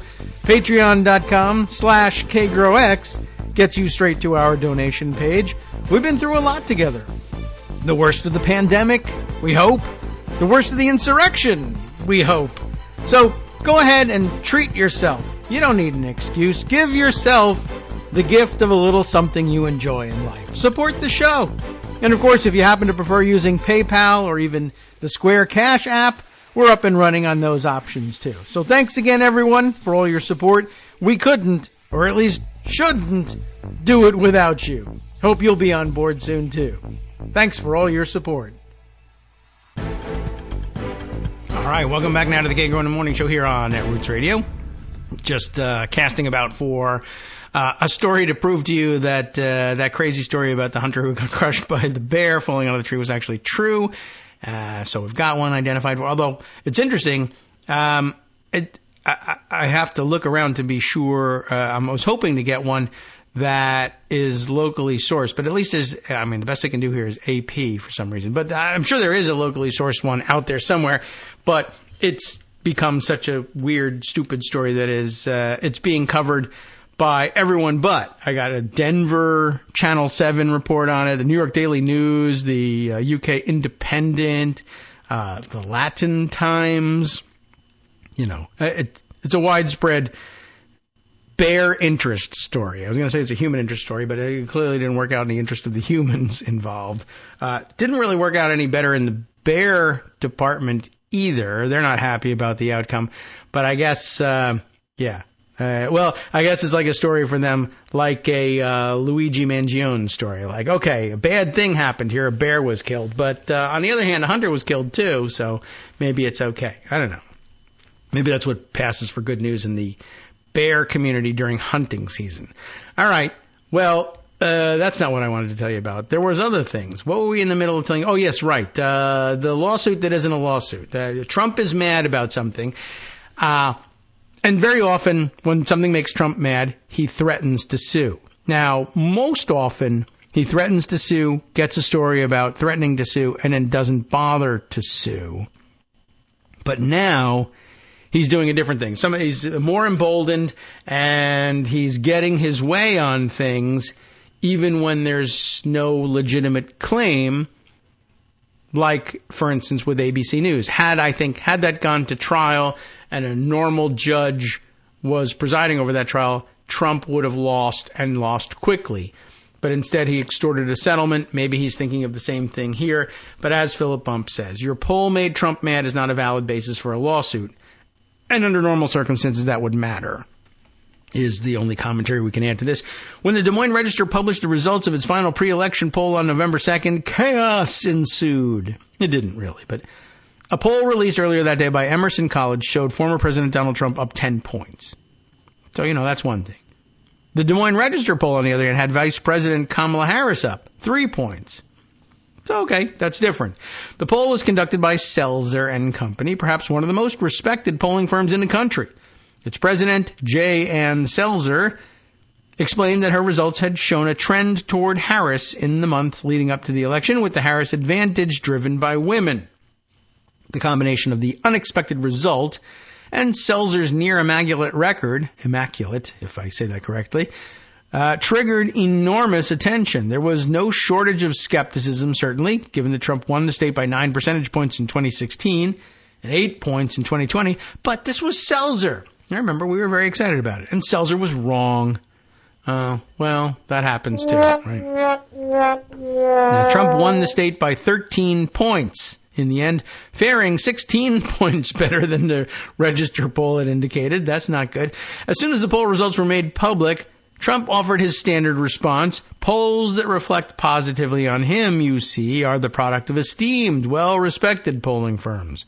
When the Register poll showed him leading in the primary field last year, he praised it as, quote, highly anticipated. It's not actually praise for the poll, but okay. Polls that reflect negatively, intentional efforts by the pollster and or media sponsors to deflate the energy of his supporters. That's the difference. Such was his response to the Register Selzer poll. It's called suppression, he said, suggesting that this poll was intentionally wrong to harm his electoral chances. Often, he says this months before the election, alleging that a poll showing him trailing has such an effect that months later people will be discouraged from casting a ballot. Well, the suggestion was similarly without basis in early November. It was at least conceivable. How can we say it was without basis? Well, because Trump won Iowa handily. So what's the harm here, right? It's one of the issues. Again, if you file a lawsuit, you're supposed to show there was a demonstrable harm to me, and it's a harm that can be remedied with remuneration or otherwise. If you can't demonstrate a harm to you, go away. Your case is dismissed, and that's essentially where we are here. So how can we say this was without basis? Because Trump won Iowa handily. Nationally, the vote margin shifted toward Trump by about 5 points. In Iowa, it shifted just as much. So what's the harm? In fact, the state's final certified results show that Harris won absentee voters by 4 points. Trump won election day voters by more than 25 points. So to the extent that that late poll on November 2nd changed anybody's mind, there's not only not any proof of it, there's ample proof that, if anything, it got more people to the polls. But you can't even prove that. Selzer and the Register have published an analysis of why the poll was so far off the mark. It might be interesting to read that. It's linked here if you want to take a look. It probably comes down to two issues, weighting and methodology. And I think as we heard in the closing days of the campaign, Greg was talking to us about this, Selzer kind of did the thing where she just said, yeah, I'm not actually going to do the traditional weighting and secret saucing of polls. I just am going to call people and ask them what they say, and they're telling me they're voting for Harris, and I reported that. And I waited I made sure that we got the right balance of Democrats and Republicans involved, but I didn't do any other weighting. Weighting, of course, refers to the way in which pollsters adjust their results to match the expected electorate. You're never going to get a precise match between who answers your poll and who's likely to turn out to vote. So if you get more men answering your poll than you expect, for example, you might assign each response from a man slightly lower value than each response you get from a woman until the total actually matches the predicted electorate. Selzer typically weights her results not to the expected electorate, arguing that such expectations are estimates in their own right, but to the population. After the election, as she was evaluating what went wrong, she weighted the results of the final poll to the 2020 results in Iowa.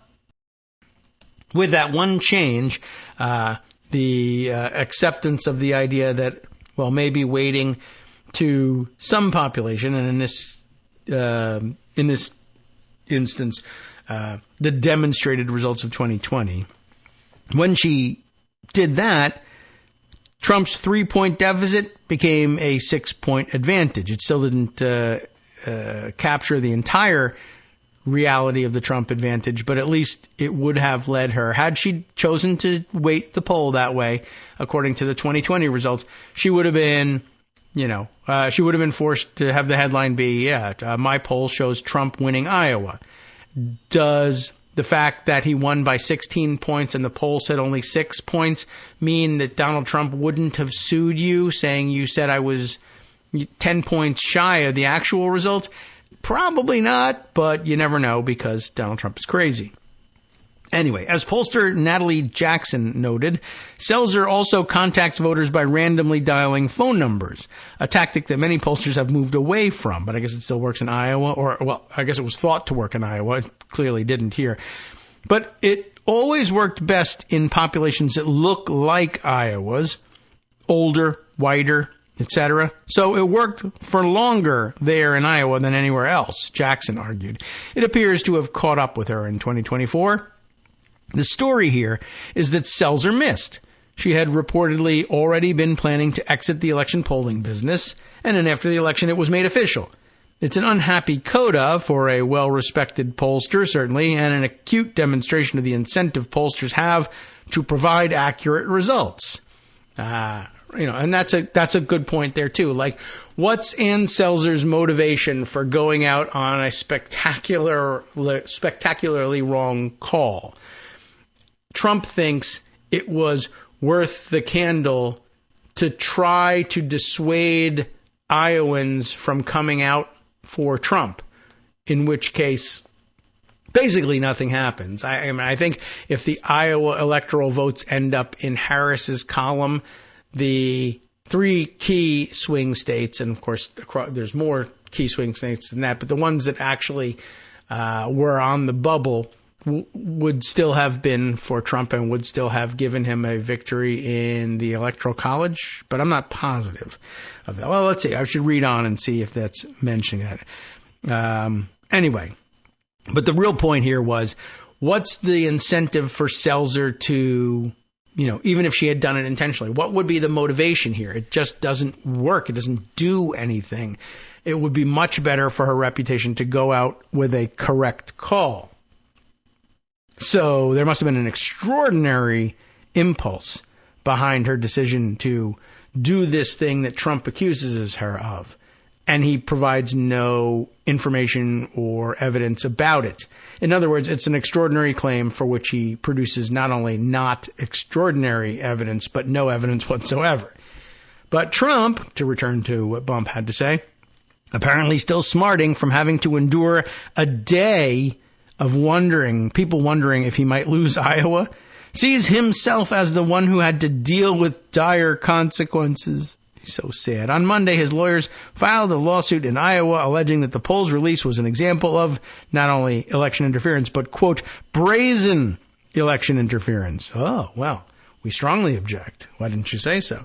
Selzer would, quote, have the public believe it was merely a coincidence that one of the worst polling misses of her career came just days before the most consequential election in memory, the lawsuit claims. He later adds that the poll was no miss, but rather an attempt to influence the outcome of the 2024 presidential election. No substantive evidence to that effect is presented. The suit is replete with overheated rhetoric, including a healthy slathering of Trump-appeasing claims, like that 2024 was, quote, the most consequential election in memory, unquote. Although lots of other people said that as well. The arguments about Selzer intentionally aiding Democrats are entirely circumstantial, if not totally contrived, and come from Republican officials and one writer at a right-wing think tank. Needless to say, none is compelling. What the lawsuit actually documents is a pattern of election results falling outside the Selzer poll's margin of error, a likely reflection, if anything, of the erosion of the effectiveness of her approach, which might mean it's a good time for her to leave polling anyway. But Trump's legal team presents this as willful, and that's the heart of the thing here. It's only a valid claim if you can prove that it's willful. If you can't prove that, and they have not proven that, they just say that it is, then you don't have a suit and you get dismissed right away. And that may be what ends up happening if they get a real judge and not a Trump appointee who's just looking to make trouble. But we don't know. As Selzer knows, the lawsuit states, as Selzer knows, this type of manipulation creates a narrative of inevitability for Democrat candidates, increases enthusiasm among Democrats, of course, that did happen, and compels Republicans to divert campaign time and money to areas in which they are ahead, and deceives the public into believing that Democrat candidates are performing better than they really are. Of course, there was no time, even had Trump really actually thought he needed to commit more resources to Iowa, for him to do it. So again, it's just, there's no damages demonstrated here. That's the job of a plaintiff's filing, to show that there are damages that can be compensated for by the court. Again, Trump won Iowa easily. The lawsuit points to other successful Republican victories that Selzer failed to anticipate, somehow using this as evidence that Republicans were harmed by Selzer. President Trump, the Trump 2024 campaign, and other Republicans were forced to divert enormous campaign and financial resources to Iowa after the Selzer poll was released, the lawsuit claims. Well, no, they couldn't have. Federal campaign finance documents indicate that Trump's campaign did pay about $254,000 to a Cedar Rapids, Iowa-based firm that does text message outreach on November 4th, the day before the election. That amount is equivalent to 22 cents of every $100 that the campaign spent from October 1st on. So, I mean, they say, oh, well, we do have evidence of damage that was done. We spent $254,000 that we didn't have to on text messaging as a result of our great panic over this poll. All right. So then you're suing for $254,000, correct? No. We're looking for millions. Part of the intent of the lawsuit, though, as Greg was pointing out, it seems safe to assume, is to intimidate media outlets that might be considering publishing bad news about the incoming president. Trump's legal team secured a $15 million settlement from ABC News in response to claims made by the network's George Stephanopoulos, claims that were, of course, mirrored by the judge in the case that he was speaking about. But speaking to reporters at Per-Valago on Monday, Trump mentioned the then impending Register Selzer lawsuit and other possible anti-media legal actions, as he insisted, we need a great media. We need a fair media. For too long, his lawsuit argues, left-wing pollsters have attempted to influence electoral outcomes through manipulated polls that have unacceptable error rates and are not grounded in widely accepting polling methodologies. Again, there is no evidence of this. It's a big problem in a lawsuit.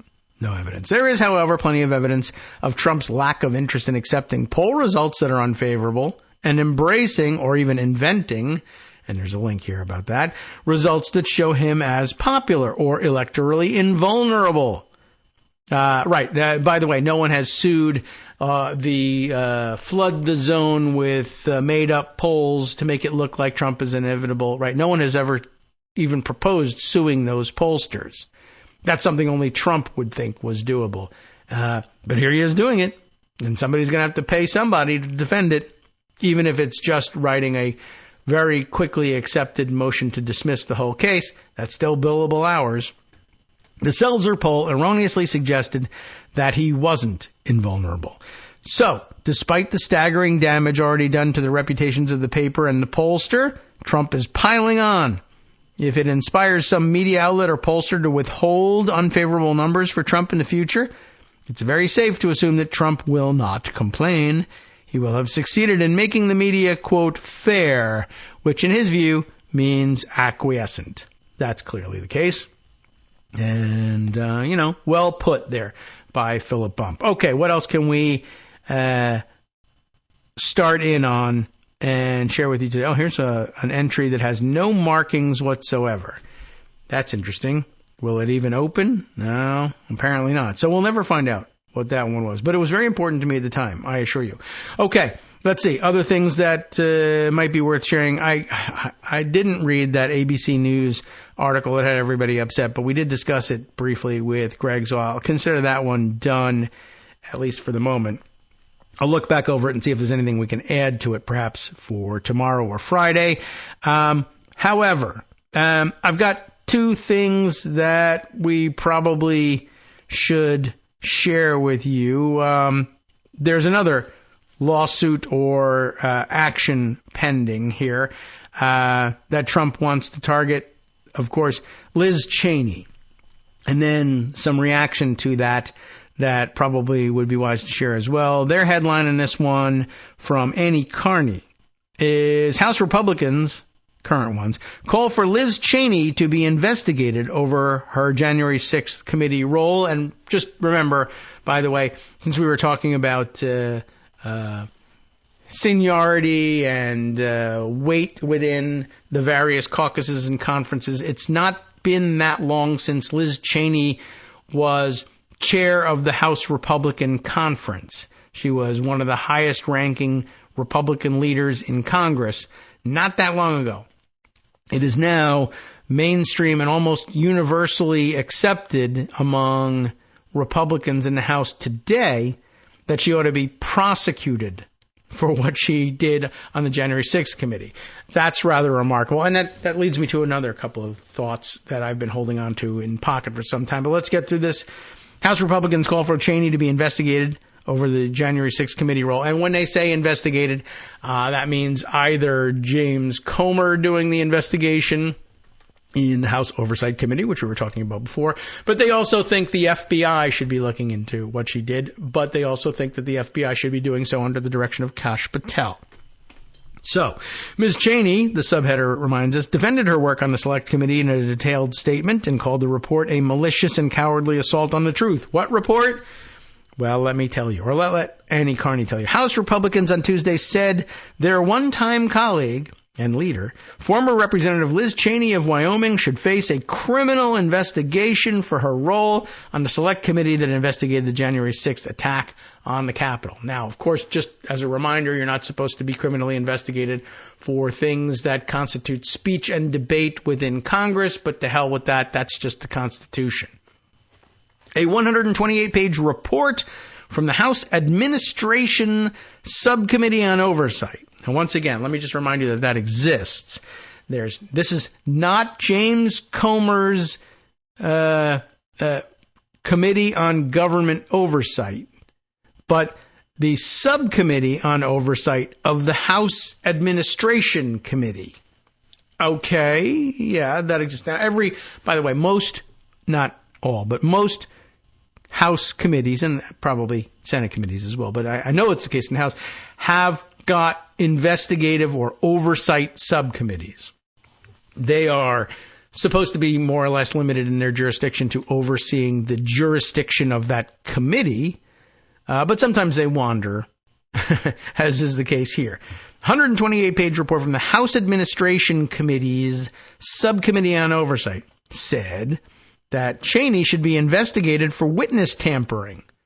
It accuses her of colluding with Cassidy Hutchinson, another Republican, by the way, the former White House aide who became the committee's star witness as it examined Donald Trump's efforts to overturn the 2020 election. The report, released as Trump, now the president-elect, has been promising, as it says here, retribution against his political enemies, including Ms. Cheney, accused Cheney of using the Select Committee as a tool to attack Trump. It was spearheaded, the report was, by Representative Barry Loudermilk of Georgia, the chairman of the House of the Oversight Subcommittee of the House Administration Committee. Now, I want to pause here for just a second to make another political point, and a good one.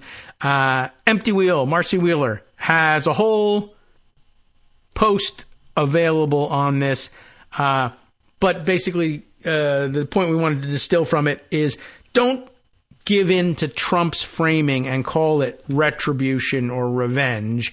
It is an authoritarian spree that he is interested in perpetrating here, but to call it retribution, as it does here in this article, is to acknowledge Trump's framing that he's been the victim of something. He has not. He's not seeking retribution for anything in particular. Nothing bad happened to him that he didn't deserve, and there's no retribution here. This is just him saying, I want to hurt people who I don't like, who say things that bother me. That's not retribution. You weren't wronged here. That's an important point. But back to this point here, Cheney defended her work on the Select Committee in a detailed statement and called the Republicans' report a malicious and cowardly assault on the truth. Oh, no.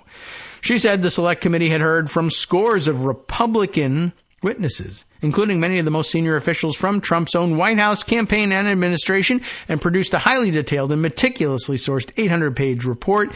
Cheney said Loudermilk's interim report, and it is only an interim report apparently, intentionally disregards the truth and the Select Committee's tremendous weight of evidence and instead fabricates lies and defamatory allegations in an attempt to cover up what Donald Trump did. Now, let me just point out here for a second that when Donald Trump thinks that the other side has intentionally disregarded the truth, he sues them. That's what's happening with Ann Selzer now. And now, of course, he can't prove it, but he does sue them. What happens on the other side? Well, I don't know. First of all, I don't know what the other side of this is. And second of all, Liz Cheney is in no position. It doesn't make any sense to sue Donald Trump over it. But, well, they marshal the evidence and they present it. But, to no avail, apparently. So, I don't know. So we've got that. At some point, I might want to peruse the Loudermilk report and see how ridiculous it is. But just needed to let you know that that was A, happening, and B, that there is a reaction to it from Empty Wheel that I think we all ought to share and be knowledgeable about. Trump is not on a retribution tour. He is on an authoritarian spree. I don't know whether it's, you know how difficult it is sometimes to get through one of these posts that refers way back. But I think that's probably, that's really the distillation of it, is to remind yourself that that's not what's going on here and not to accept his framing of things. A wave of media commentary about Trump's lawsuit against Ann Selzer and the Des Moines Register for engaging in First Amendment protected speech has treated it somehow more ominous than any of the other nuisance lawsuits that Trump has filed over the decades. But Marcy says, I'm skeptical whether this marks a newfound escalation or even whether ABC's settlement with Trump had any effect at all on it. Remember, Trump's lawsuit against the Pulitzer Prize, the prizes themselves, for rewarding the New York Times and the Washington Post journalism that, as I laid out, and she links to it here, got to the core of the Russian investigation rather than the stuff Trump distracted people with, which, like the ABC one, won the support of a Florida judge sympathetic to Trump's BS misrepresentations, in this case about the Russian investigation. The Selzer lawsuit follows a long thread of similar ones that are just as abusive, attempts, like so much else that Trump does, to create its own false reality. What I do know, though, is that contrary to at least 3 columns, and here they are linked, TPM, Puck, Status, Trump is not on a retribution tour. Then offers you the definition of retribution, and by way of explaining, that's not what he's after. It can't be what he's after because he hasn't been wronged here, so just leave it out of your vocabulary. That's basically the too long didn't read, because we didn't read the rest of it yet, story that Marcy's trying to get across here. So I mentioned that there was some other thought that I had about the mainstream Republican view being that somebody who was just like yesterday, a top Republican leader, now needs to be investigated by Republicans in the House and prosecuted by the FBI and the flunky that they want to plug in there. I thought I would add this piece from, I don't know, a couple of weeks ago, if I can find it, but the gist of it was, if I can find it, that most members of Congress at this point, and certainly most members of the Republican conference in the House at this point, have never known or been involved in a politics that wasn't of the Trump era. I thought that was kind of an interesting observation. Where is the actual piece that points it out and how they put it? Well, I don't have it quickly at hand here, but that I thought was, here we are, from the Washington Post. All right, very quickly. From December 4th, the headline explains it all. Most members of the House have only known the Trump era of politics. 6 in 10 representatives and a third of senators have only been on Capitol Hill since Trump was president. How does this affect their understanding of their role, is the question posed by the subheader. It, too, a Philip Bump piece. We won't have time to go over it in its entirety today, but it makes an excellent point right there in the headlines. And I have seen similar to this claim, which I think a true claim. I think it's pretty straightforward and provable, right? Who are the members of Congress and how long have they been there? That will answer the question.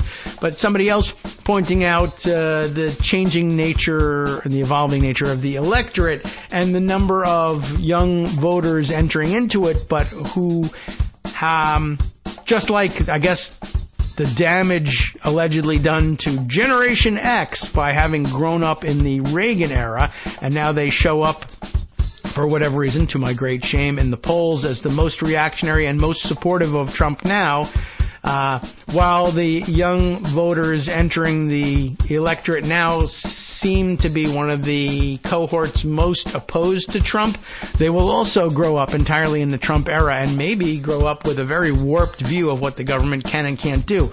Will it be a reactionary one? And will they be anti-fascist in their views throughout life? Or will they one day reach maturity, if that's what's happening to Generation X, and have their view of the world warped and end up being the most reactionary group in their day when they come to be of 40, 50, 60 years of age? I don't know. But it's not just the kids who are exposed to or have been exposed to nothing but Trumpism. It apparently is the case among members of Congress, and maybe that's a problem. NetworksRadio.com. You have been listening to Kagro in the Morning with David Waldman. All right, time to hand things over now to Justice Putnam for the West Coast Cookbook and Speakeasy. Here's what's on tap. A bipartisan lineup of Canada's leaders blasted Trump and his tactics backfire. On the rest of the menu, Grubhub will pay $25 million in a deceptive practices settlement with the Illinois Attorney General and the Federal Trade Commission. Wow, let's check that out next.